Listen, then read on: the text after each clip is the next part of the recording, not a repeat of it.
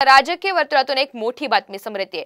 विधान परिषदेच्या निवडणुकीच्या निमित्तानं आमदारांच्या सोयी सुविधांवर तगडा खर्च होत असल्याचं दिसून येत आहे। मतांची फाटाफूट टाळण्यासाठी आमदारांना पंचतारांकित हॉटेलमध्ये सध्या ठेवण्यात आलंय आणि या हॉटेलचं एका दिवसाचं भाडं 15 ते 25 हजार इतकं आहे।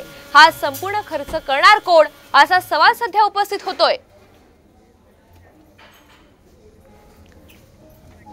दरम्यान कोणत्या हॉटेलचा किती खर्च आहे आपण ग्राफिक्सच्या माध्यमातून समजून घेऊया। तर हॉटेल प्रेसिडेंट या ठिकाणी भाडं 15 ते 20 हजार इतकं आहे। या ठिकाणी भाजप आमदारांचा मुक्काम आहे। शिवसेना शिंदे गटाच्या आमदारांचा मुक्काम ताज लँड्स एंड या हॉटेलमध्ये असून या ठिकाणी एका दिवसाचं भाडं तब्बल 15 ते 25 हजार रुपये इतकं आहे। दुसरीकडे शिवसेना ठाकरे गटाच्या आमदारांचा मुक्काम ITC मराठा हॉटेलमध्ये आहे आणि याचं भाडं 12 ते 15 हजार रुपये इतकं आहे। अजित पवार यांच्या राष्ट्रवादीच्या आमदारांचा मुक्काम द ललित हॉटेलमध्ये आहे आणि या ठिकाणी 15 ते 20 हजार रुपये एका दिवसाचं भाडं आहे।